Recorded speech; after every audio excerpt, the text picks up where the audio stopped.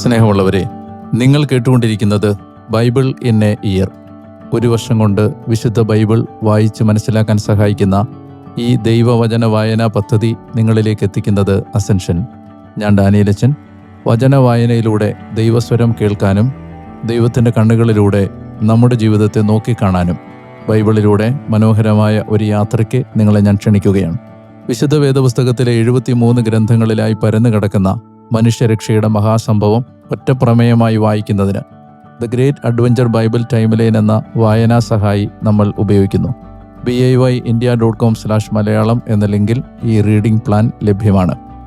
ഇന്ന് പുതിയ ഒരു വായനാ കാലഘട്ടത്തിലേക്ക് നമ്മൾ പ്രവേശിക്കുകയാണ്. നമ്മൾ രാജകീയ ജനം എന്ന വായനാ കാലം അവസാനിപ്പിച്ചു. ഇനി നമ്മുടെ ടൈംലൈൻ അനുസരിച്ച് നമുക്ക് വായിക്കാനുള്ളത് വിഭജിത രാജ്യം, ഡിവൈഡഡ് കിങ്ഡം എന്ന വായനാ കാലഘട്ടമാണ്. എന്നാൽ അതിന് മുമ്പായി നമ്മൾ മുൻപ് ചെയ്തു വന്നിരുന്നത് പോലെ തന്നെ മിശിഹായിലേക്കുള്ള പരിശോധനാ മുനമ്പ് മർക്കോസിൻ്റെ സുവിശേഷം വായിച്ച് ഗ്രഹിച്ചതിന് ശേഷം നമ്മൾ വിഭജിത രാജ്യം, ഡിവൈഡഡ് കിങ്ഡം എന്ന വായനാ കാലത്തിലേക്ക് പ്രവേശിക്കും. നമ്മൾ മുൻപ് ചെയ്തിരുന്നത് പോലെ തന്നെ ഈ ഒരു കാലഘട്ടത്തിന്, പ്രത്യേകിച്ച് മർക്കോസിൻ്റെ സുവിശേഷ വായനയ്ക്ക് ആമുഖമായി ബഹുമാനപ്പെട്ട വിൽസനച്ചനോട് ചേർന്ന് ചില ആമുഖമായ ചിന്തകൾ നിങ്ങളോട് പങ്കുവെക്കാനാണ് ഈ എപ്പിസോഡിലൂടെ ഞങ്ങൾ ആഗ്രഹിക്കുന്നത്. നമ്മൾ അടുത്തു വരുന്ന 8 ദിവസങ്ങൾ കൊണ്ടാണ് മർക്കോസിൻ്റെ സുവിശേഷം വായിച്ച് പൂർത്തിയാക്കുന്നത്. ഇത് മിശിഹായിലേക്കുള്ള പരിശോധന മുനമ്പാണ് മർക്കോസിൻ്റെ സുവിശേഷം. വിൽസനച്ച, ഏറ്റവും സ്നേഹത്തോടെ അച്ഛനെ ഈ ഒരു ചർച്ചയിലേക്ക് ഞാൻ ഒരിക്കൽ കൂടി സ്വാഗതം ചെയ്യുന്നു. രാജകീയ ജനം എന്ന കാലഘട്ടത്തിലെ വായനയിൽ അച്ഛൻ എത്തി നിൽക്കുന്നു. നമ്മുടെ വായനക്കാരുടെ പ്രതിനിധിയായി അച്ഛന് എന്ത് തോന്നുന്നു? വളരെ സന്തോഷം. ഒരിക്കൽ കൂടി നമുക്ക് ഒരുമിച്ചിരുന്ന് ഈ വചന വായനാ പദ്ധതിയിൽ ഉണ്ടായ അനുഭവങ്ങൾ ചിന്തിക്കാനും കാര്യങ്ങൾ കൂടുതൽ വ്യക്തമാക്കാനും ദൈവം തന്ന അവസരത്തെ ഓർത്ത് അല്പം ദീർഘമായ ഒരു ടൈം ലൈനായിരുന്നു നമ്മളിപ്പോൾ പിന്നിട്ടത്. പക്ഷേ അത് ഒട്ടും വിരസമായിട്ട് തോന്നിയില്ല. കാരണം അതിൽ കടന്നു വന്ന കഥാപാത്രങ്ങളും സംഭവങ്ങളുമൊക്കെ അത്രയ്ക്ക് പ്രധാനപ്പെട്ടതായിരുന്നുവെന്ന് എനിക്ക് തോന്നി. പ്രത്യേകിച്ച് ഈ ഒരു ടൈം ലൈനിൽ ഉണ്ടായ വളരെ വ്യക്തമായ ഒരു ബോധ്യം ദിനവൃത്താന്തത്തെക്കുറിച്ചുള്ള ബോധ്യമാണ്. ദിനവൃത്താന്തം അച്ഛൻ ഇടയ്ക്കിടയ്ക്ക് സൂചിപ്പിക്കുന്നത് പോലെ നമ്മൾ വിട്ടുകളയാൻ നമുക്കൊരു പ്രേരണയുള്ള വചന ഭാഗമാണ്. എന്നാൽ അതിൻ്റെ സാങ്കത്യം, അതിൻ്റെ പ്രസക്തി എന്താണെന്നുള്ളത് ഓർമ്മപ്പെടുത്തലിൻ്റെ പുസ്തകമാണ് ദിനവൃത്താന്തം എന്നുള്ള ആ സൂചന. അതൊരു പുതിയ അനുഭവമായിട്ട് എനിക്ക് തോന്നി. അതോടൊപ്പം എൻ്റെ മനസ്സിനെ ഈ ടൈം ലൈനിൽ വല്ലാതെ ഭാരപ്പെടുത്തിയ ഒരു കാര്യം, ദാവീദ്, സാവൂള്, സോളമൻ, ഈ 3 ദൈവത്തിൻ്റെ പ്രത്യേകമായ തെരഞ്ഞെടുപ്പ് ലഭിച്ച 3 വ്യക്തികൾ, അവരുടെ ജീവിതം ദുരന്ത പര്യവസായിയായി മാറിയതിലുള്ള സങ്കടമാണ്. അപ്പോഴൊക്കെ എൻ്റെ മനസ്സിനെ അച്ഛനത് ഇടയ്ക്കൊക്കെ സൂചിപ്പിക്കുന്നുണ്ടായിരുന്നു. നന്നായിട്ട് തുടങ്ങി മോശമായിട്ട് അവസാനിപ്പിച്ച ജീവിതങ്ങളെക്കുറിച്ച് പറയുമ്പോൾ അപ്പോൾ എപ്പോഴും മനസ്സിൽ കയറി വന്ന ഒരു സംശയം, ഇവരെ അത്രമാത്രം ദൈവം വിശ്വസിക്കുകയും അവർക്ക് കൃപ, പ്രത്യേകിച്ച് സോളമനോടൊക്കെ പറയുന്നത്, നിന്നെപ്പോലെ ഇനി ഒരാളുണ്ടാവില്ല, നിനക്ക് കിട്ടിയതുപോലെ ജ്ഞാനം ഇനി ഒരാൾക്ക് കിട്ടില്ല, ഇങ്ങനെയൊക്കെ പറഞ്ഞ് അവരെ ബലപ്പെടുത്തിയപ്പോൾ അവരിലൂടെ കർത്താവ് ആഗ്രഹിച്ച ഒരു വലിയ പദ്ധതി ഉണ്ടാകാം. അതൊക്കെ യഥാർത്ഥത്തിൽ പൂർത്തിയായിട്ടുണ്ടോ, അല്ലെങ്കിൽ അത് ഈ രക്ഷാകര പദ്ധതിയെ അത് കാര്യമായിട്ട് ബാധിച്ചിട്ടുണ്ടോ എന്ന് എൻ്റെ ഉള്ളിലൊരു സംശയം നിൽക്കുകയാണ്. നമ്മൾ പഴയ നിയമത്തിലെ ഏത് കഥാപാത്രത്തെ കാണുമ്പോഴും നമ്മൾ മനസ്സിലാക്കേണ്ടത്, മിശിഹ വരുന്നത് വരെയുള്ള എല്ലാ തിരഞ്ഞെടുക്കപ്പെട്ട മനുഷ്യരും അപൂർണരാണ് എന്ന് സത്യസന്ധമായി അവതരിപ്പിക്കുന്ന ഗ്രന്ഥമാണ് ബൈബിൾ. കാരണം പുതിയ നിയമത്തിൻ്റെ സന്ദേശം തന്നെ മനുഷ്യൻ രക്ഷ പ്രാപിക്കുന്നത്, അല്ലെങ്കിൽ മനുഷ്യൻ പൂർണ്ണത പ്രാപിക്കുന്നത് ദൈവകൃപയിലൂടെയാണ്, പ്രവൃത്തികളിലൂടെയല്ല എന്ന സന്ദേശമാണ് പുതിയ നിയമത്തിൻ്റെ സന്ദേശം. അല്ലെങ്കിൽ ക്രിസ്തു ലോകത്തിന് നൽകിയ ഏറ്റവും വലിയ സന്ദേശം, ക്രിസ്തുവിലൂടെ വരുന്ന കൃപയ്ക്ക് മാത്രമേ മനുഷ്യനെ പൂർണ്ണതയിലെത്തിക്കാൻ കഴിയൂ എന്നതാണ്. അപ്പോൾ നമ്മളെപ്പോഴും കുരിശിൻ്റെ മറുഭാഗത്ത് നിൽക്കുന്ന, പുറകിൽ നിൽക്കുന്ന മനുഷ്യരെ വിലയിരുത്തുമ്പോഴെല്ലാം നമ്മുടെ മനസ്സിൽ ഇങ്ങനെ ഒരു അലവൻസ് നമ്മൾ ഇടണമെന്ന് പലപ്പോഴും തോന്നാറുണ്ട്. അതായത് അത് ബൈബിളിലെ ഏത് മനുഷ്യരുടെ കാര്യം എടുത്താലും, ഉദാഹരണത്തിന് ഏറ്റവും നന്നായി ജീവിച്ച ആളുകളിൽ ഒരാളാണ് ജോസഫ്. പക്ഷേ ജോസഫിന് പിറ്റ്ഫോൾസ് ഉണ്ടായിരുന്നു. സാമുവേലിന് ഒരു കുടുംബനാഥൻ എന്ന നിലയിൽ, അപ്പൻ എന്ന നിലയിൽ പോരായ്മകളുണ്ടായിരുന്നു. അപ്പോൾ പൂർണ്ണത എത്തുന്നത് ക്രിസ്തുവിൽ മാത്രമാണ്. അപ്പം അതുകൊണ്ട് ആ ഒരു അപൂർണത പഴയ നിയമ കഥാപാത്രങ്ങളിലുണ്ട്. ഇനി അവരുടെ അവസാനം എത്തുമ്പോഴേക്കും അവർ ഒരുപക്ഷെ നശിച്ചു പോയോ എന്ന് തോന്നാവുന്ന, അല്ലെങ്കിൽ അവരുടെ ആത്മാവ് നഷ്ടപ്പെട്ടോ എന്ന് തോന്നാവുന്ന സാഹചര്യങ്ങൾ ഇപ്പോൾ ദാവീദിൻ്റെ കാര്യത്തിലല്ലെങ്കിലോ ഏറ്റവും മിനിമം സോളമൻ്റെ കാര്യത്തിലെങ്കിലും നമുക്ക് തോന്നാൻ സാധ്യതയുണ്ട്. സോളമൻ്റെ കാര്യം പറയുമ്പോൾ ചിലപ്പോൾ ആ സോളമൻ ദൈവസന്നിധിയിൽ നിന്ന് മരണസമയത്ത് തിരസ്കരിക്കപ്പെട്ടോ എന്ന് തോന്നാൻ ഇടയുണ്ട്. നമുക്ക് ആത്യന്തികമായി ഇതിനെക്കുറിച്ചൊരു വിധി പ്രഖ്യാപിക്കാൻ കഴിയില്ല എന്നുള്ളതാണ് ഒന്നാമതായിട്ട് നമ്മൾ ഈ ബൈബിൾ വായനയിൽ തിരിച്ചറിയേണ്ട ഒരു കാര്യം. അതായത് അതിനകത്ത് ചിലപ്പോൾ ഒരുപക്ഷെ അവർ ജീവിതത്തിൻ്റെ അവസാനം കടന്നുപോയ ദുഃഖങ്ങളും ദുരന്തങ്ങളും ഒക്കെ ദൈവത്തിൻ്റെ അവരെ രക്ഷിക്കാനുള്ള പദ്ധതിയുടെ ഭാഗമായിരുന്നിരിക്കണം എന്ന് വേണമെങ്കിൽ നമുക്കൊരു പുതിയ നിയമത്തിൻ്റെ കാലത്ത് നിന്ന് പുറകോട്ട് ചിന്തിക്കാം. എപ്പോഴും പഴയ നിയമത്തിലെ കഥാപാത്രങ്ങൾ അപൂർണരായി തുടരുമ്പോഴും അവരിലൂടെ ദൈവിക പദ്ധതി നിറവേറി ദൈവം തൻ്റെ രക്ഷാകര കർമ്മത്തിൻ്റെ അവരിലൂടെ നിറവേറേണ്ട പദ്ധതികളെ പൂർത്തീകരിച്ചു. പക്ഷെ അവരുടെ വ്യക്തിപരമായ ജീവിതത്തിൻ്റെ ഒരു നന്മയോ തിന്മയോ അല്ലെങ്കിൽ അതിൻ്റെ സമ്മാനമാണോ അതോ ശിക്ഷാവിധിയാണോ അവർക്ക് കിട്ടിയത് എന്നുള്ളതിനെക്കുറിച്ചുള്ള ആശങ്കകൾ ഇപ്പോഴും ഒരു വായനക്കാരെന്ന നിലയിൽ നമ്മുടെ ഉള്ളിലുണ്ടാവും. നമുക്കാകെ ചിലപ്പോൾ യൂദാസിൻ്റെ കാര്യമൊക്കെ പറയുന്ന പോലെ ആകെ നമുക്ക് പറയാൻ പറ്റുന്നത് എങ്ങനെയാണ് ദൈവം അവരുടെ ആത്മാക്കളോട് ഒടുവിൽ ഇടപെട്ടത് എന്നതിനെക്കുറിച്ച് നമുക്ക് അറിഞ്ഞുകൂടാ എന്നുള്ളത് മാത്രമാണ്. അപ്പോൾ ക്രിസ്തുവിൽ മാത്രമാണ് നമ്മൾ പൂർണ്ണത കണ്ടെത്തുന്നത് എന്ന ഒരു നിലയിൽ വേണം നമ്മൾ ബൈബിളിലെ പഴയ നിയമത്തിലെ എത്ര പൂർണ്ണത പ്രാപിച്ച കഥാപാത്രങ്ങളെയും കാണാൻ. അവരുടെ പോരായ്മകൾക്കുള്ള ഒരു അലവൻസ് അത് കൃപായുഗത്തിന് മുമ്പുള്ളൊരു കാലമെന്ന നിലയിൽ ബൈബിള് ആ ഒരു അലവൻസ് നൽകുന്നുണ്ടെന്നാണ് എൻ്റെ വിചാരം. അച്ഛൻ പറഞ്ഞല്ലോ ഇനിയിപ്പോൾ നമ്മൾ മെസ്സിയാനിക് ചെക്ക് പോയിന്റിലേക്ക് പോവുകയാണെന്ന്. മുമ്പൊരിക്കൽ നമ്മൾ പോയ ഒരു അനുഭവം നമുക്കുണ്ട്. അത് വളരെ നല്ലൊരു അനുഭവമായിരുന്നു. ഇപ്പോൾ ഇങ്ങനെ ഒരു മാറ്റം വീണ്ടും ഈ ഒരു മെസ്സിയാനിക് ചെക്ക് പോയിന്റിലേക്ക് പോകാനുള്ള, ഈ സമയത്ത് പോകാനുള്ള ഒരു കാരണം എന്താണ്? നമ്മൾ അച്ഛൻ നേരത്തെ പറഞ്ഞതാണ് അതിൻ്റെ കാരണം. അതായത് നമ്മൾ പഴയ നിയമ വായന മുന്നോട്ട് നീങ്ങുമ്പോൾ ഒറ്റ ടൈം ലൈനിൻ്റെ കണ്ടിന്യൂറ്റിയിൽ നമ്മൾ വായിച്ചു പോയാൽ ചില സമയത്ത് നമ്മൾ വളരെ നിരാശയിൽ എത്തിപ്പെടുന്ന സന്ദർഭങ്ങൾ വരും. സത്യത്തിൽ ഓരോ കാലവും അവസാനിക്കുന്നത് പ്രതീക്ഷകളിലല്ല. നമ്മുടെ ഏത് കാലം എടുത്താലും ഇപ്പോൾ ഏർലി പീരീഡ് അത് അവസാനിച്ചത് ബാബേൽ ഗോപുരത്തിൻ്റെ തകർച്ചയിലും ജനതകൾ ചിതറിക്കപ്പെടുന്ന അവസ്ഥയിലുമാണ്. പിന്നീട് പിതാക്കന്മാരുടെ കാലം എത്തുമ്പോഴേക്കും അത് സത്യത്തിൽ അവസാനിക്കുന്നത് ഈ ജോസഫിനെ അറിയാത്ത ഒരു ഫറവോ വരുന്നതിന് മുമ്പുള്ള പീഡനത്തിൻ്റെ ഒരു കാലഘട്ടത്തിലാണ്. പിന്നീട് സംഖ്യാപുസ്തകത്തിൻ്റെ നമ്മളെ ആ മരുഭൂമിയിലെ അലച്ചിലുകൾ അവസാനിക്കുന്നത് 40 വർഷം ജനത മരുഭൂമിയിൽ കിടന്ന് നശിച്ചതിൻ്റെ ഒരു പശ്ചാത്തലത്തിലാണ്. ന്യായാധിപന്മാരുടെയും ഒക്കെ കാലം ഭീകരമായ നിരാശയാണ് നമ്മളിൽ സമ്മാനിക്കുന്നത്. പിന്നെ ഈ രാജാക്കന്മാരുടെ കാലം എത്തുമ്പോഴും അതിനൊരു വ്യത്യാസം നമ്മൾ കാണുന്നില്ല.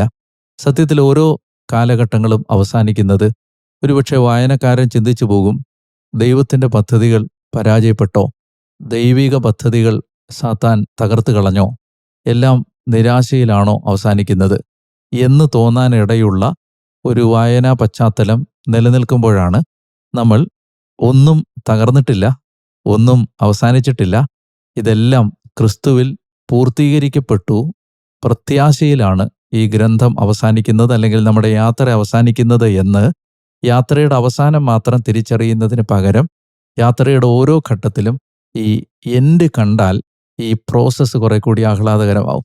അപ്പോൾ അതുകൊണ്ടാണ് നമ്മൾ ഇടയ്ക്കിടയ്ക്ക് ഈ മിശിഹായിലേക്കുള്ള പരിശോധനാ മുനമ്പിലേക്ക് കടക്കുന്നത്. അപ്പോൾ ആ സുവിശേഷങ്ങൾ വായിച്ചു പോകുമ്പോൾ യഥാർത്ഥത്തിലെല്ലാം എത്ര മനോഹരമായിട്ടാണ് അവസാനിച്ചത് എന്ന് തിരിച്ചറിയാനുള്ള ഒരു ക്ഷണം കൂടിയാണ്. മാത്രമല്ല സുവിശേഷങ്ങൾ വായിക്കുമ്പോൾ കിട്ടുന്ന ഒരു കൃപ വ്യത്യസ്തമായൊരു കൃപയാണ്. അപ്പോൾ ഈ വായന കാലഘട്ടത്തിൽ അത് അവസാനത്തേക്ക് മാത്രം മാറ്റിവെക്കാതെ അത് ഈ ഘട്ടത്തിലുടനീളം നമുക്ക് ആ ഒരു കൃപയുടെ സാന്നിധ്യം, ഒരു നനവ് കിട്ടുന്നതിന് വേണ്ടിയാണ് ഇങ്ങനെ അത് ക്രമീകരിച്ചിരിക്കുന്നത്. അതെനിക്ക് തോന്നുന്നു ഈ ഭൂമിയിൽ വെച്ച് തന്നെ സ്വർഗം കൂടെ കാണുന്ന ഒരു അനുഭവമാണ്. അതെ. അപ്പോൾ സ്വർഗത്തോട് നമുക്കൊരു സ്നേഹവും താല്പര്യവും ഒക്കെ ഉണ്ടാകാൻ സഹായിക്കുന്നത് പോലെ ഇടയ്ക്കിടയ്ക്ക് ഈശോ കടന്നു വരുന്ന അനുഭവം. നമ്മൾ വിശുദ്ധ യോഹന്നാൻ്റെ സുവിശേഷത്തെക്കുറിച്ച് പഠിച്ചപ്പോൾ 4 സുവിശേഷങ്ങളുടെ പ്രത്യേകത എന്തൊക്കെയാണെന്ന് അച്ഛൻ പറഞ്ഞായിരുന്നു. വെറും ജീവചരിത്രം എന്നുള്ള വിധത്തിൽ സുവിശേഷങ്ങളെ കാണാൻ പാടില്ല. അതിനപ്പുറത്തേക്ക് ഓരോ സുവിശേഷകനും അത് രചിക്കുമ്പോഴുള്ള വ്യക്തമായ ഒരു ദർശനമുണ്ട്. പ്രത്യേകിച്ച് ഈശോയെക്കുറിച്ചുള്ള വ്യക്തമായ ഒരു കാഴ്ചപ്പാട്, വ്യത്യസ്തമായ കാഴ്ചപ്പാട്, എന്നാൽ അത് ഒരുമിച്ച് ചേരുമ്പോൾ ഒരു പൂർണ്ണതയുള്ള കാഴ്ചപ്പാട് ലഭിക്കത്തക്ക വിധത്തിലാണ് പരിശുദ്ധാത്മാവ് ഈ സുവിശേഷങ്ങൾ രചിച്ചത് എന്നച്ഛൻ പഠിപ്പിക്കുകയുണ്ടായി. വിശുദ്ധ മർക്കോസിന്റെ സുവിശേഷത്തിന്റെ പ്രത്യേകത എന്താണ് ഈ ഒരു ദൈവപദ്ധതിയിൽ? അതായത് 4 സുവിശേഷങ്ങളും യേശുവിനെ 4 കണ്ണുകളിലൂടെ നോക്കിക്കാണാനുള്ള പരിശ്രമമായിരുന്നു. അതിൽ നമ്മൾ മർക്കോസിന്റെ സുവിശേഷം എടുത്ത് പരിശോധിക്കുമ്പോൾ മർക്കോസിന്റെ സുവിശേഷമാണ് ആദ്യമായിട്ട് എഴുതപ്പെട്ട സുവിശേഷം. മാത്രമല്ല, മർക്കോസ് ഈ ആദ്യം എഴുതപ്പെട്ട സുവിശേഷം എന്ന നിലയിൽ പ്രധാനമായും ഫോക്കസ് ചെയ്യുന്നത് 2 കാര്യങ്ങളാണ്. അത് മർക്കോസിന്റെ സുവിശേഷത്തിന്റെ 1-ാം അധ്യായം 1-ാം വാക്യത്തിലുണ്ട്. ദൈവപുത്രനായ യേശുക്രിസ്തുവിന്റെ സുവിശേഷത്തിന്റെ ആരംഭം. ഇതാണ് അതിന്റെ കണ്ടന്റ്. മർക്കോസ് പറയാൻ ശ്രമിക്കുന്നത് യേശു ദൈവപുത്രനാണെന്നാണ്. ലൂക്ക കുറെ കൂടി യേശുവിന്റെ മനുഷ്യത്വമാണ് ഹൈലൈറ്റ് ചെയ്തത്. യോഹന്നാൻ യേശുവിന്റെ ദൈവത്വമാണ് ഹൈലൈറ്റ് ചെയ്തത്. മത്തായി കുറെ കൂടി യഹൂദനായിരുന്ന ഒരു യഹൂദ പശ്ചാത്തലത്തിന്റെ പൂർത്തീകരണമായി രാജാവായ യേശുവിനെയാണ് അവതരിപ്പിക്കുന്നത്. മർക്കോസ് പ്രതീക്ഷയായ മെശിഹ ദൈവപുത്രനായ ശരിക്കും ആ ഐഡന്റിറ്റി യേശു ദൈവപുത്രനാണ് എന്നുള്ളതാണ്. അപ്പോൾ അതാണ് മർക്കോസ് ഹൈലൈറ്റ് ചെയ്യാൻ പരിശ്രമിക്കുന്നത്.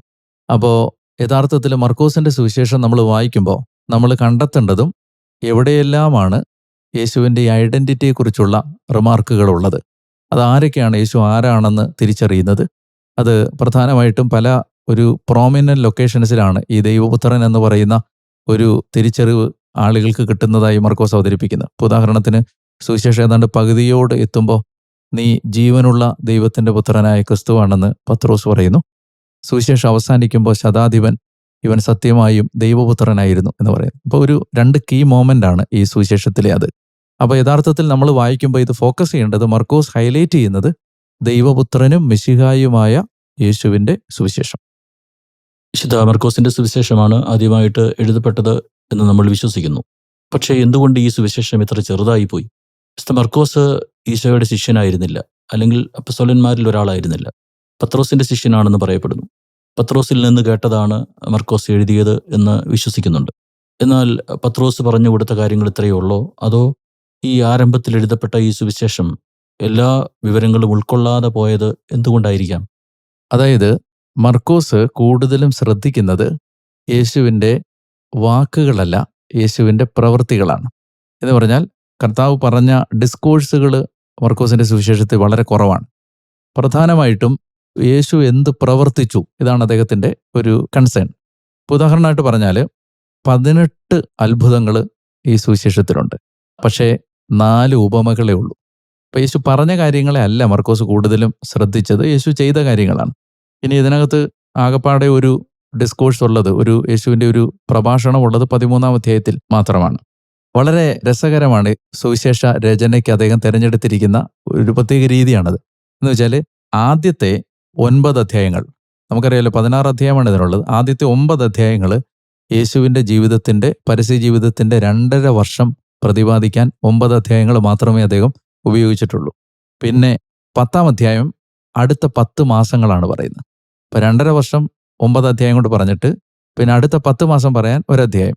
11 മുതൽ 16 വരെയുള്ള അധ്യായങ്ങൾ യേശുവിൻ്റെ അവസാനത്തെ ആഴ്ചയെക്കുറിച്ച് പ്രതിപാദിക്കാനാണ്. അതായത് ലാസ്റ്റ് വീക്ക് പ്രതിപാദിക്കാനാണ് 11 മുതൽ 16 വരെയുള്ള അധ്യായങ്ങൾ അദ്ദേഹം ഉപയോഗിക്കുന്നത്. എന്ന് പറഞ്ഞാൽ നമുക്ക് തോന്നുന്നത് മർക്കോസ് യഥാർത്ഥത്തിൽ പറയാൻ ശ്രമിച്ചത് യേശുവിൻ്റെ ജീവിതമല്ല, യേശുവിൻ്റെ മരണമാണ്. ആ മരണത്തിന് അവസാനത്തെ ആഴ്ചയ്ക്ക് അദ്ദേഹം എഴുതിയ ആമുഖമാണ് ഈ ആദ്യത്തെ 10 അധ്യായങ്ങൾ. അതുകൊണ്ട് തന്നെ അദ്ദേഹം വളരെ വേഗത്തിലാണ് പറഞ്ഞു പോകുന്ന കാര്യങ്ങളെല്ലാം. ഉദാഹരണത്തിന് ഇൻഫൻസി നരേറ്റീവ് ഇല്ല. മർക്കോസിന്റെ സുവിശേഷം തുടങ്ങുന്നത് സ്നാപകയോഹന്നാന്റെ പ്രസംഗത്തോടു കൂടിയാണ്. അതായത് അദ്ദേഹത്തിന് മറ്റൊന്നും പറയാൻ അദ്ദേഹം ആഗ്രഹിക്കുന്നില്ല. യേശുവിൻ്റെ അവസാനത്തെ ആഴ്ചയ്ക്ക് അതാണ് വിവരിക്കുന്നത്. 11 മുതൽ 16 വരെയുള്ള അധ്യായങ്ങൾ വിവരിക്കുന്ന അവസാനത്തെ ആഴ്ചയ്ക്ക് അദ്ദേഹം പെട്ടെന്ന് എഴുതിയ ആമുഖമാണ് ആദ്യത്തെ 10 അധ്യായങ്ങൾ. അതുകൊണ്ട് തന്നെ അദ്ദേഹം വളരെ വേഗത്തിലാണ്. നമ്മൾ വേറൊരു കാര്യം ഈ സുവിശേഷത്തിൽ കാണുന്ന മറ്റൊരു പ്രധാനപ്പെട്ട കാര്യമാണ്, ഒരു വാക്കുണ്ട് പെട്ടെന്നെന്ന്. പെട്ടെന്നെന്ന് പറയുന്ന വാക്ക് 41 പ്രാവശ്യമാണ് ഈ മർക്കോസിന്റെ സുവിശേഷത്തിൽ കാണുന്നത്. പെട്ടെന്ന്, ഇമ്മീഡിയറ്റ്ലി എന്ന് പറയുന്ന വാക്ക്, അതാണ് ഈ സുവിശേഷം. ഇത് പെട്ടെന്ന് യേശുവിനെ കുറിച്ച് പെട്ടെന്ന് ഒരാളോട് പറയാനുള്ള പരിശ്രമം. അത് പറയുമ്പോൾ നമുക്കറിയാമല്ലോ, സുവിശേഷത്തിന്റെ കണ്ടന്റ് എന്ന് പറയുന്നത് യേശുവിന്റെ മരണമാണ്, അല്ലെ പാഷൻ വീക്കും യേശുവിന്റെ പാഷൻ, ഡെത്ത് ആൻഡ് റിസറക്ഷൻ ആണല്ലോ. അപ്പോൾ അത് പറയാൻ വേണ്ടി അദ്ദേഹം വളരെ വേഗത്തിൽ പറഞ്ഞ ആമുഖം പോലെ തോന്നും ഈ സുവിശേഷത്തിൻ്റെ ഒരു ഘടന. അപ്പോൾ അതുകൊണ്ടാണ് അദ്ദേഹം കൂടുതൽ മറ്റ് സുവിശേഷകന്മാരെ എലാബറേറ്റ് ചെയ്യുന്ന കാര്യങ്ങളൊന്നും തന്നെ അദ്ദേഹം എലാബറേറ്റ് ചെയ്യാതെ അദ്ദേഹം വേഗത്തിൽ യേശു ആരായിരുന്നു എന്ന് പറയാനുള്ള, അതായത് തീഷ്ണത കൊണ്ട് ജ്വലിക്കുന്ന ഒരു മനുഷ്യന് ഒറ്റ ശ്വാസത്തിൽ കർത്താവ് ആരാണെന്ന് പറഞ്ഞു തീർക്കാനുള്ളൊരു പരിശ്രമം പോലെ നമുക്ക് തോന്നും മർക്കോസിൻ്റെ സുവിശേഷം വായിക്കുമ്പോൾ. ഈ പീഡനം അനുഭവിക്കുന്ന സഭയ്ക്ക് വേണ്ടി എഴുതപ്പെട്ട ഒരു സുവിശേഷം എന്നൊക്കെ ഇതിനെ വിശേഷിപ്പിക്കുന്നുണ്ട്. അതുകൊണ്ടാണ് കർത്താവിൻ്റെ പീഡാനുഭവങ്ങൾ കൂടുതലായിട്ട് വിവരിച്ചിരിക്കുന്നത് എന്ന് പറയാറുണ്ട്. അത് സത്യമാണോ? അത് അങ്ങനെ പറയാറുണ്ട്. അതായത് ഇത് യഥാർത്ഥത്തിൽ ആദ്യം എഴുതപ്പെടുന്ന ഒരു കോണ്ടെക്സ്റ്റ് പോലും യഥാർത്ഥത്തിൽ ഒരു പീഡനത്തിൻ്റെ കാലമാണ്. അപ്പോൾ സുവിശേഷങ്ങൾ വിരചിതമായിട്ടില്ല. ആകെ യേശുവിനെക്കുറിച്ച് പാരമ്പര്യമായി അപ്പസ്തോലന്മാരും അവരുടെ കൂടെ നടന്നവരുമായ ആളുകൾ പങ്കുവെക്കുന്ന ഒരു ഓറൽ ട്രഡീഷൻ മാത്രമേ നിലവിലുള്ളൂ. പ്രത്യേകിച്ച് നമുക്കറിയാം സുവിശേഷങ്ങളെല്ലാം തന്നെ എഴുതപ്പെട്ടത് ലിറ്റർജിക്കൽ കോണ്ടെക്സ്റ്റിലാണ്. അതായത് ഞായറാഴ്ച ആചരണത്തിൽ കർത്താവിൻ്റെ ദിവസം ആചരിക്കുമ്പോൾ വായിക്കാനുള്ള ലിറ്റർജിക്കൽ കോണ്ടെക്സ്റ്റിലാണ് സുവിശേഷങ്ങൾ എഴുതപ്പെടുന്നത്. അപ്പോൾ അതുകൊണ്ട് പീഡനത്തിലായിരിക്കുന്ന ഒരു ജനതയെ ശക്തിപ്പെടുത്താനുള്ള ഒരു ഉദ്ദേശം കൂടി അദ്ദേഹത്തിന് ഉണ്ടായിരുന്നു എന്ന് അനുമാനിക്കുന്നതാണ് ഉചിതം. അച്ഛൻ പറഞ്ഞു വിശുദ്ധ മർക്കോസിന്റെ സുവിശേഷത്തിൽ കർത്താവിൻ്റെ പ്രവൃത്തികൾക്കാണ് കൂടുതൽ പ്രാധാന്യം കൊടുത്തിരിക്കുന്നതെന്ന്. പക്ഷേ കർത്താവ് പല പ്രധാനപ്പെട്ട പ്രവൃത്തികളും പൂർത്തിയാക്കിയ ശേഷം പറയുന്നു, ഇത് നിങ്ങൾ ആരോടും പറയരുതെന്ന്. അത് വളരെ അതിശയമുണ്ടാക്കുന്ന ഒരു കാര്യമല്ലേ? പ്രത്യേകിച്ച് കർത്താവിനെക്കുറിച്ച് എല്ലാവരും അറിഞ്ഞിരുന്നെങ്കിൽ, അല്ലെങ്കിൽ ഈ പ്രവൃത്തികളൊക്കെ എല്ലാവരും അറിഞ്ഞിരുന്നെങ്കിൽ കൂടുതൽ ആളുകൾ കർത്താവിനോടൊപ്പം ഉണ്ടാകുമായിരുന്നല്ലോ, അല്ലെങ്കിൽ കൂടുതൽ ആളുകൾ വിശ്വസിക്കുമായിരുന്നല്ലോ. എന്തുകൊണ്ടാണ് കർത്താവ് അതിനെ തടസ്സപ്പെടുത്തിയത്? അതായത് അതിനെ വിളിക്കുന്നത് മെസ്സിയാനിക് സീക്രട്ട് എന്നാണ്, മിശിഹാ രഹസ്യം എന്ന് വെച്ചാൽ ഈശോ ഇങ്ങനെ പലരോടും പറയുന്നു, ഇത് ആരോടും പറയരുത്. നമുക്ക് വളരെ സ്ട്രേഞ്ചായിട്ട് തോന്നും.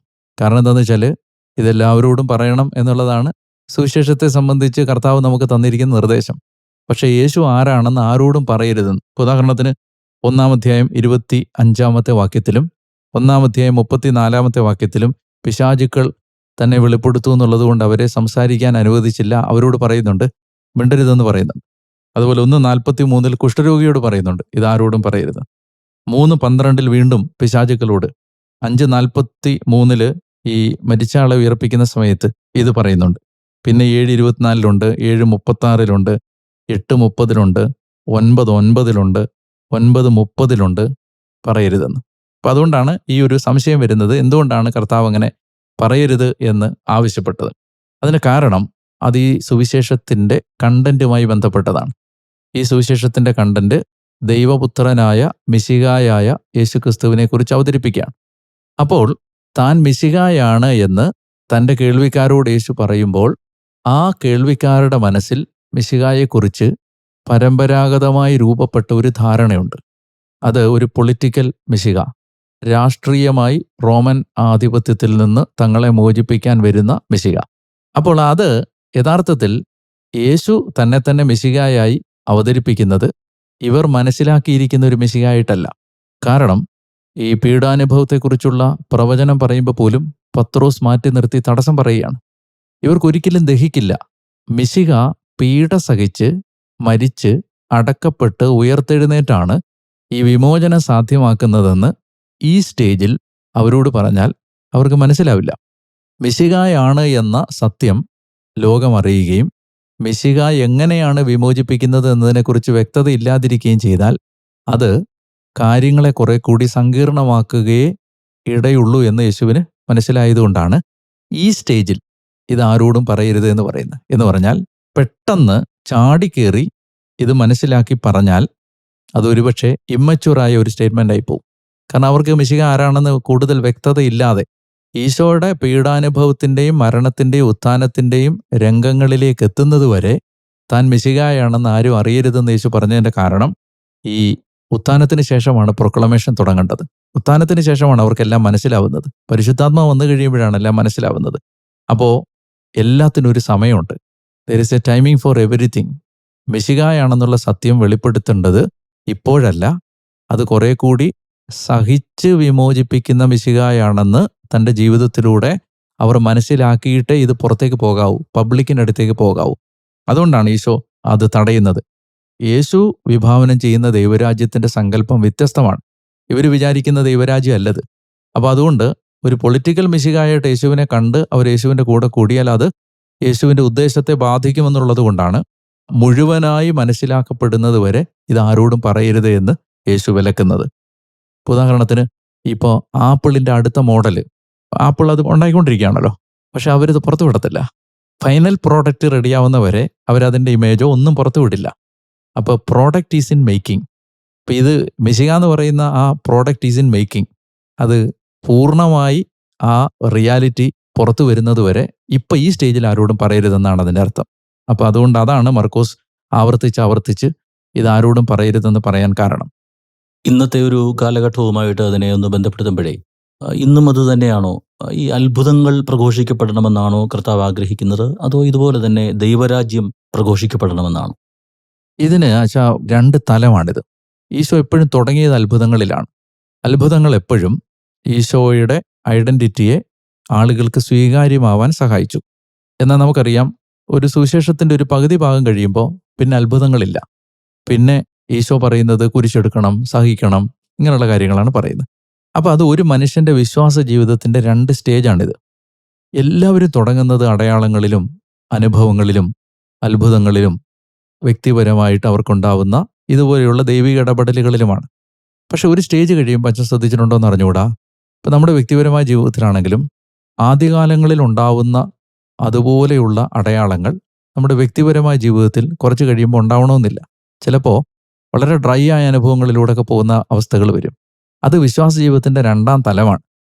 അത്ഭുതങ്ങളിലൂടെയും അടയാളങ്ങളിലൂടെയും യേശുവിനെ കുറെ കൂടി മനസ്സിലാക്കിയ നമ്മൾ യേശുവിനെ സ്നേഹിക്കാൻ തുടങ്ങുന്ന ഒരു സ്റ്റേജ് മുതൽ അടുത്ത തല ആരംഭിക്കുകയാണ്. അവിടെ പിന്നെ അത്ഭുതങ്ങളില്ല. ജനത്തിൻ്റെ ഇടയിൽ നമ്മൾ ഇത് പ്രഘോഷിക്കുമ്പോൾ ഇത് രണ്ടും വേണം. കാരണം ജനം പല തലത്തിലാണ് നിൽക്കുന്നത്. അതായത് തുടക്കക്കാർക്ക് അത്ഭുതങ്ങൾ അത്യാവശ്യമാണ്, വിജാതീയർക്ക് അത്ഭുതങ്ങൾ അത്യാവശ്യമാണ്, യേശുവിനെ പരിചയമില്ലാത്തവർക്ക് യേശുവിലേക്ക് കണക്റ്റഡ് ആവുന്നതിന് അത്ഭുതങ്ങൾ അത്യാവശ്യമാണ്. എന്നാൽ യേശുവിലേക്ക് വന്നൊരു ജനതയ്ക്ക് ഇനി വേണ്ടത് ദൈവരാജ്യത്തിൻ്റെ ആഴമുള്ള രഹസ്യങ്ങളാണ്, ശിഷ്യത്വത്തിൻ്റെ പ്രബോധനങ്ങളാണ്.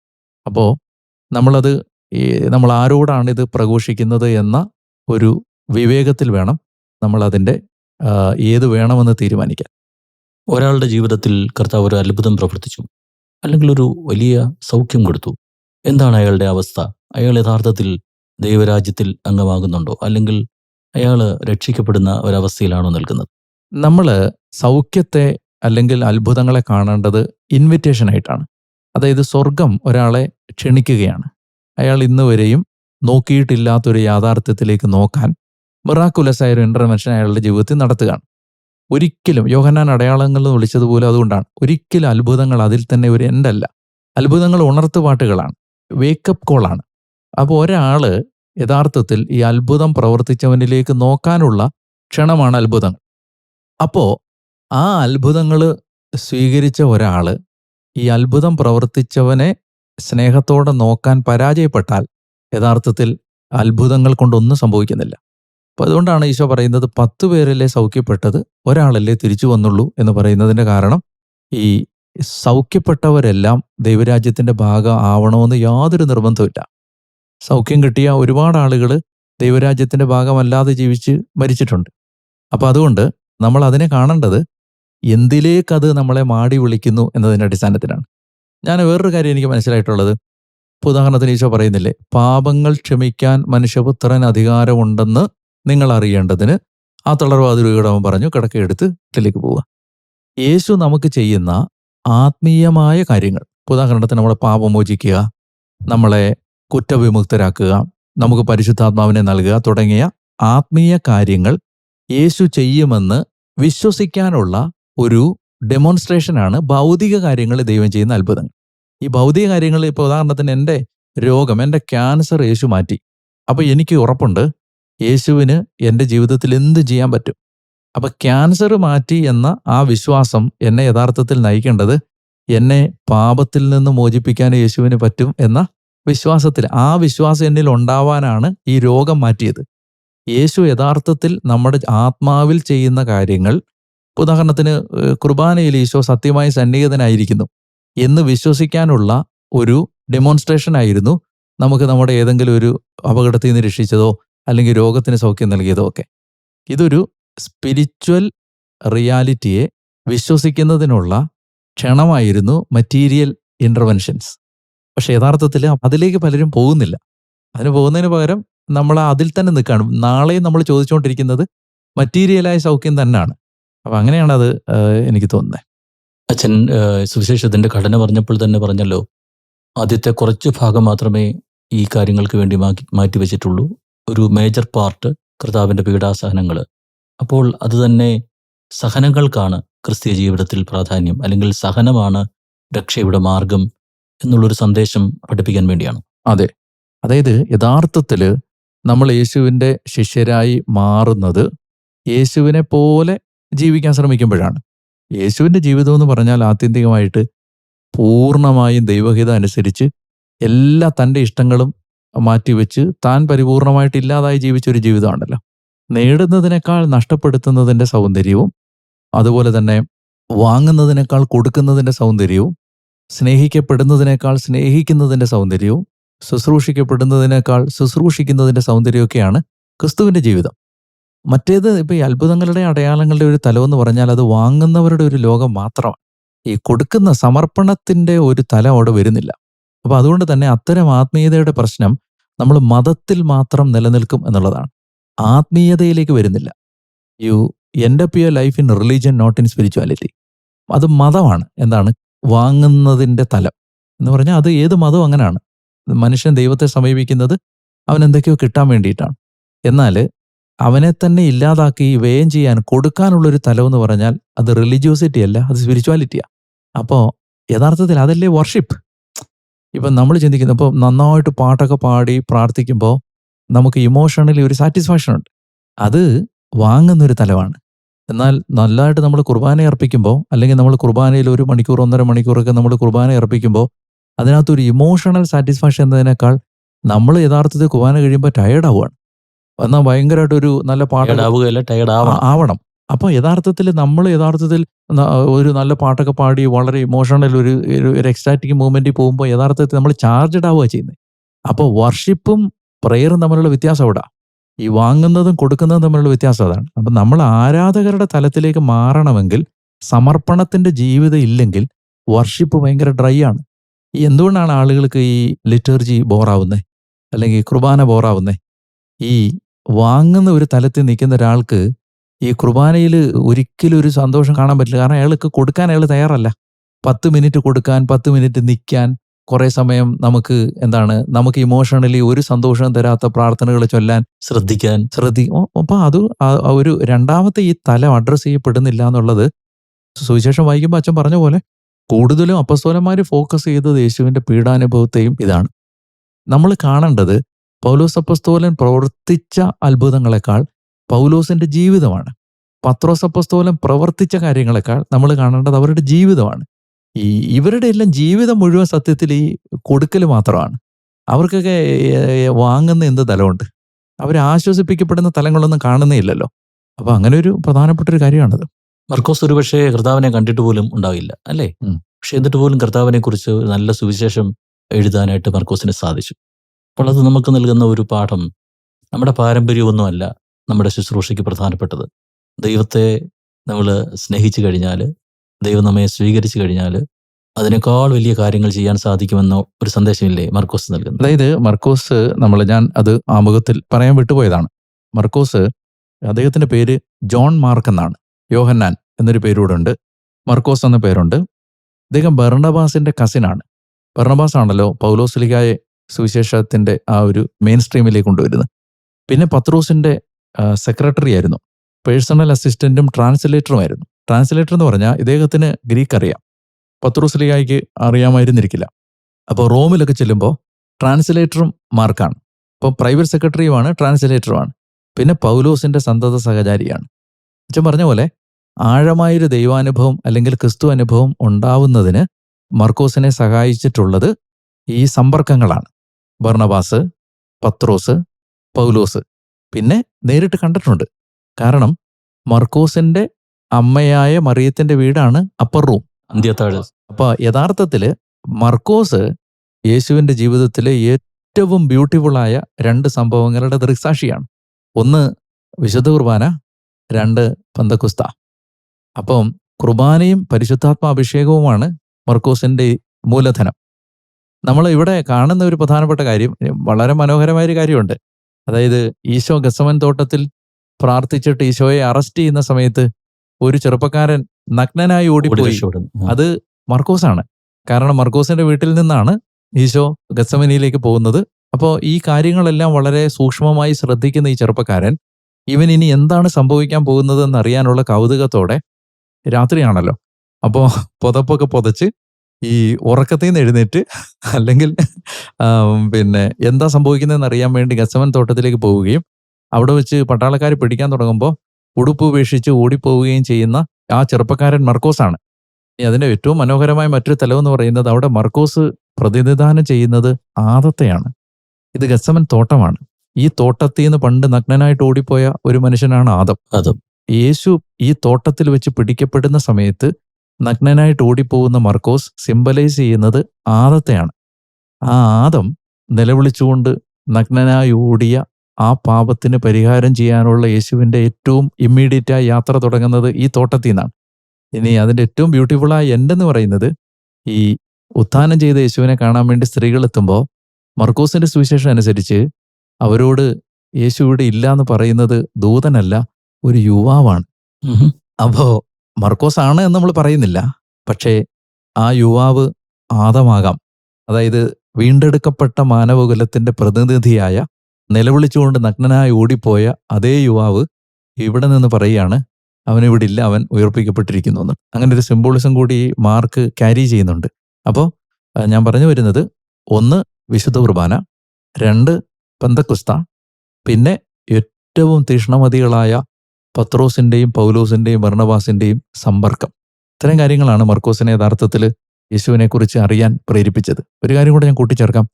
നമ്മൾ സുവിശേഷം സ്വീകരിച്ച മനുഷ്യരുടെ ജീവിതത്തിലെ ഒരു ട്രാൻസ്പെയറൻസിയും സത്യസന്ധതയും കാണുന്നത് മർക്കോസിനെ പോലെയുള്ളവർ എഴുതിയ ചില കാര്യങ്ങൾ വായിക്കുമ്പോഴാണ്. നമ്മൾ ഓർക്കേണ്ടത്, പത്രോസ് എന്ന് പറയുന്ന സഭയുടെ അന്നത്തെ ഏറ്റവും പ്രൊമിനൻ്റായ ലീഡറിൻ്റെ പേഴ്സണൽ സെക്രട്ടറിയും അസിസ്റ്റൻറ്റുമായ മനുഷ്യൻ, ഇദ്ദേഹമാണ് പത്രോസിൻ്റെ ഏറ്റവും ശക്തമായ ബലഹീനതകൾ തുറന്നെഴുതിയത്. അപ്പോൾ യഥാർത്ഥത്തിൽ അതാരാവും അദ്ദേഹത്തിന് പറഞ്ഞു കൊടുത്തത്? പത്രോസ് അല്ലാതെ വേറെ ആരാണ്? അപ്പോൾ ഈ മനുഷ്യൻ്റെ വൾണറബിലിറ്റിയെ തുറന്നു കാണിക്കാൻ, അല്ലെങ്കിൽ ബലഹീനതയുള്ളവനാണ് എന്ന് അംഗീകരിക്കാൻ. ഇപ്പം നമുക്കൊരു പ്രശ്നമുണ്ടല്ലോ, എന്താ, നമ്മൾ ഒരല്പം ആത്മീയമായിട്ട് വളർന്നു കഴിഞ്ഞാൽ പിന്നെ നമുക്ക് പോരായ്മകളുണ്ട് എന്ന് സമ്മതിക്കാൻ തയ്യാറാകാത്തൊരു മനസ്സ് ഏത് മനുഷ്യനുമുണ്ട്. അല്ലെങ്കിൽ നമുക്കൊരു കുറവുണ്ടെന്ന് വേറൊരാൾ അറിഞ്ഞാൽ ഉള്ളൊരു മാനക്കേട്, അല്ലെങ്കിൽ നമ്മളൊരു പോരായ്മ, ഒരു സാധാരണ മനുഷ്യനാണ് എന്ന് പറയാനുള്ള ഒരു മടി. അപ്പോൾ നമ്മൾ പൊതുവെ ഒരു ഹൈപ്പ് ഉണ്ടാക്കി, അല്ലെങ്കിൽ ഒരു പരിവേഷം ഉണ്ടാക്കി നമ്മൾ നമ്മുടെ ബലഹീനതകളെ മറ്റാരും അറിയാതെ കവർ ചെയ്ത് പിടിക്കുന്നുണ്ട്. അല്ലെങ്കിൽ കുറച്ചുകൂടെയൊക്കെ ഒരു സാധാരണത്വങ്ങളിൽ നിൽക്കുന്നതിൽ നിന്ന് നമ്മൾ മാറി നടക്കാൻ ശ്രദ്ധിക്കുന്നുണ്ട്. പക്ഷെ പത്രോസൊക്കെ ജീവിതത്തിൻ്റെ അവസാനം വരെ ഒരു സാധാരണ മനുഷ്യനായിട്ട് നിലനിന്നു. ഞാനൊരു പോരായ്മയുള്ള മനുഷ്യനായിരുന്നു, എനിക്ക് ഒത്തിരി കുറവുകൾ സംഭവിച്ചിട്ടുണ്ട് എന്ന് സത്യത്തിൽ അതിൻ്റെ ഡീറ്റെയിൽസ് മർക്കോസിന് പറഞ്ഞു കൊടുത്തത് പത്രോസ് തന്നെയാണ്. പത്രോസിന് അതിന് സന്തോഷമില്ലെങ്കിൽ മർക്കോസ് ഒരിക്കലും അത് എഴുതില്ല. ഒരുപക്ഷെ ഞാൻ വിചാരിക്കുന്നത് മർക്കോസിനെ കൊണ്ട് നിർബന്ധിച്ചത് എഴുതിച്ചത് പത്രോസ് ആയിരിക്കും എന്നാണ്. നമ്മൾ സത്യത്തിൽ ഈ ആത്മീയ ജീവിതത്തിൽ പുലർത്തേണ്ട ഒരു വലിയ ഒരു ട്രാൻസ്പെറൻസിയുടെയും, അല്ലെങ്കിൽ നമുക്ക് ഈ പറഞ്ഞ പോലെ നമ്മൾ ബലഹീനതകളുള്ള സാധാരണ മനുഷ്യരാണ് എന്ന് അംഗീകരിക്കാനുള്ള ഒരു തുറവിയല്ലേ യഥാർത്ഥത്തിൽ സുവിശേഷം നമ്മളിൽ ഫലമണിയാനുള്ള ഏറ്റവും വലിയ റിക്വയർമെന്റ്. അതിൻ്റെ ഒരു വലിയ തെളിവാണ് ഇദ്ദേഹം പത്രോസിനെ കുറിച്ച് തുറന്നെഴുതുന്ന കാര്യങ്ങൾ. നമ്മൾ സുവിശേഷം അവസാനിപ്പിക്കുമ്പോൾ നമ്മൾ ചെറിയ സുവിശേഷമാണെന്ന് പറഞ്ഞു. പക്ഷേ സുവിശേഷത്തിൻ്റെ അവസാനത്തെ വചനങ്ങൾ ഈ സുവിശേഷം ലോകാവസാനത്തോളം നീണ്ടു നിൽക്കുന്ന ഒരു സുവിശേഷമായി മാറ്റുകയാണ്. അതായത് കർത്താവ് അവരോടൊന്നിച്ച് പ്രവർത്തിക്കുകയും അടയാളങ്ങളാൽ വചനത്തെ സ്ഥിരീകരിക്കുകയും ചെയ്തു. അപ്പോൾ ഇന്നും നടന്നുകൊണ്ടിരിക്കുന്ന എല്ലാ സംഭവങ്ങളും, അല്ലെങ്കിൽ ലോകാവസാനത്തോളം കർത്താവിൻ്റെ രണ്ടാമത്തെ വരവോളം സംഭവിക്കുന്ന എല്ലാ കാര്യങ്ങളും ഈ സുവിശേഷത്തിൻ്റെ ഭാഗമാക്കി തീർത്തുകൊണ്ടാണ് മർക്കോസ് അവസാനിപ്പിക്കുന്നത്. അങ്ങനെയല്ലേ? അതെ. അതായത് ചില ആളുകൾ പറയുന്നുണ്ട് അത് ആ ലാസ്റ്റ് ഭാഗം കൂട്ടിച്ചേർത്തതാണ് എന്ന് പറയുന്നുണ്ട്. നമ്മളെ സംബന്ധിച്ച് അത്തരം ചർച്ചകളിലേക്ക് നമ്മൾ പോകുന്നതിന് പകരം നമുക്ക് ഗിവൺ ആയിട്ടുള്ള ആ ഗോസ്പലിനെ അതുപോലെ ഒറ്റ യൂണിറ്റായി സ്വീകരിക്കുകയാണ് നമ്മളൊരു യേശുവിൻ്റെ ശിഷ്യൻ എന്ന നിലയിൽ നമ്മളതിനെ കാണേണ്ടത്. അപ്പോൾ ഈ അവസാന ഭാഗം യഥാർത്ഥത്തിൽ മിഷനെ സൂചിപ്പിക്കുകയാണ്. ഒന്ന്, യേശുവിൻ്റെ ഐഡൻറ്റിറ്റി, യേശു ആരാണ്. രണ്ട്, യേശുവിൻ്റെ മിഷൻ എന്താണ്, യേശുവിൻ്റെ ദൗത്യം എന്താണ്. ഐഡൻറ്റിറ്റിയും മിഷനും കണക്റ്റഡാണ്. യേശു ദൈവപുത്രനാണെന്ന് മനസ്സിലാക്കിയാലേ നമുക്ക് ഈ ദൈവപുത്രനായ യേശുവിനെ, ദൈവമായ യേശുവിനെ ലോകത്തിന് കൊടുക്കാൻ പറ്റും. അപ്പോൾ ആ മിഷനെ എംഫസൈസ് ചെയ്യുന്ന ഭാഗമാണ് അവസാനത്തെ ഭാഗം. അത് വായിക്കുന്ന നമ്മൾ ഓരോരുത്തരും യേശുവിൻ്റെ മിഷനാണ് നമ്മുടെ മിഷൻ. വായനക്കാരൻ ഒടുവിൽ ഈ സുവിശേഷം വായിച്ച് തീർക്കുമ്പോൾ ഒരു ഉത്തരവാദിത്വം ഏറ്റെടുത്തുകൊണ്ടാണ് അത് അവസാനിപ്പിക്കുന്നത്. യേശു ലോകം മുഴുവൻ പോയി പ്രഘോഷിക്കാൻ പറഞ്ഞ ആ സുവിശേഷം പ്രഘോഷിക്കാനുള്ള ഉത്തരവാദിത്വം ഈ സുവിശേഷം വായിച്ച എനിക്കുണ്ട് എന്ന് തിരിച്ചറിഞ്ഞുകൊണ്ട് ഈ സുവിശേഷ വായന അവസാനിപ്പിക്കാനാണ് ആ ഭാഗം അങ്ങനെ എഴുതി അവസാനിപ്പിച്ചിരിക്കുന്നത്. അപ്പോൾ നമ്മൾ വായിക്കുമ്പോൾ നമുക്ക് ഇത് ടേക്കപ്പ് ചെയ്യാനുള്ളൊരു ക്ഷണം കൂടിയാണ്. ഞാൻ ഒരു കാര്യം കൂടി ഒന്ന് സൂചിപ്പിക്കാം.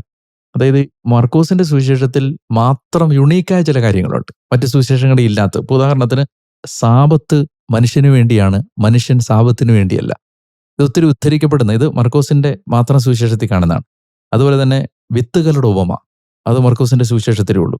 പിശാചുക്കൾ പോയി പന്നിയിൽ പ്രവേശിച്ചു, അത് മർക്കോസിന്റെ സുവിശേഷത്തിൽ മാത്രമേ ഉള്ളൂ. അതുപോലെ തന്നെ ചില അരമായി ഉപയോഗങ്ങൾ, ഇപ്പോൾ എഫാത്ത, ഇങ്ങനെയുള്ള ചില അരമായ വാക്കുകളുടെ ഉപയോഗം. അതുപോലെ തന്നെ യേശുവിനെ മറിയത്തിൻ്റെ മകൻ എന്ന് വിളിക്കുന്നത് മർക്കോസാണ്. അതുപോലെ തന്നെ യേശുവിനെ തച്ചൻ, അവൻ തച്ചനാണ് എന്ന് പറയുന്നത് മർക്കോസിന്റെ സുവിശേഷത്തിൽ നിന്ന് മാത്രം കിട്ടുന്ന ഒരു സൂചനയാണ്. അപ്പോൾ ഇത് നമ്മൾ പറഞ്ഞ് അവസാനിപ്പിക്കുമ്പോൾ റെസ്പോൺസ് അച്ഛൻ നേരത്തെ പറഞ്ഞ പോലെ മിഷൻ ഏറ്റെടുക്കുകയാണ്.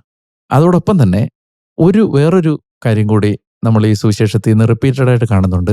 അതായത് വിശ്വാസവും ഭയവും തമ്മിലുള്ള ഒരു കോൺട്രാസ്റ്റ്. നിങ്ങൾ ഭയപ്പെടുന്നത് എന്തിന്? വിശ്വസിക്കുക മാത്രം ചെയ്യുക. അല്പവിശ്വാസികളെ നിങ്ങൾ ഭയപ്പെട്ടത് എന്തിന്?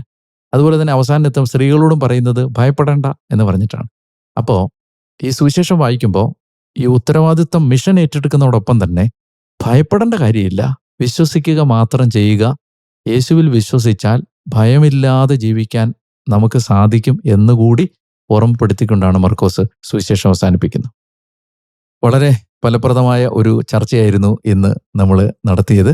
നമ്മൾ കുറെ കൂടി ഒരുമിച്ചിരുന്ന് ഇങ്ങനെ സംസാരിക്കുമ്പോൾ നമ്മൾ ഒറ്റയ്ക്ക് സംസാരിക്കുന്നതിനേക്കാൾ കൂടുതൽ കാര്യങ്ങൾ ചിന്തിക്കാനും പറയാനും, പ്രത്യേകിച്ച് അച്ഛൻ ചില കാര്യങ്ങൾ ചോദിക്കുമ്പോഴും ചൂണ്ടിക്കാണിക്കുമ്പോഴുമാണ് ഞാനും അത് ശ്രദ്ധിക്കുന്നത്. അപ്പോൾ അതുകൊണ്ട് വളരെ ഫലപ്രദമായ ഒരു മണിക്കൂർ ദൈവം നമുക്ക് തന്നിരിക്കുകയാണ്. ദൈവത്തിന് നന്ദി പറയാം. നമ്മളിനി 8 ദിവസങ്ങൾ കൊണ്ട് മർക്കോസിന്റെ സുവിശേഷം വായിച്ച് നമ്മൾ വീണ്ടും നമ്മുടെ ടൈം ലൈനിലെ വിഭജിത രാജ്യം, ഡിവൈഡഡ് കിങ്ഡം എന്ന, വിഭക്ത രാജ്യം എന്ന ആ പീരീഡിലേക്ക് തിരിച്ചു വരും. അതുവരെ ഈ 8 ദിവസങ്ങൾ കൊണ്ട് മനോഹരമായ ഈ സുവിശേഷം വായിക്കുമ്പോൾ 2 കാര്യങ്ങൾ നമ്മുടെ മനസ്സിൽ വെക്കണം. 1, ആരാണ് യേശു? 2, എന്താണ് യേശുവിൻ്റെ ദൗത്യം? 3, എന്താണ് എൻ്റെ പ്രതികരണം?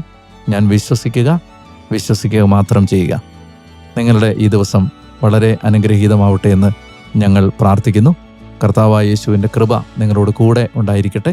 സർവശക്തനായ ദൈവം, പിതാവും പുത്രനും പരിശുദ്ധാത്മാവും നിങ്ങളെ അനുഗ്രഹിക്കട്ടെ. ആമേൻ.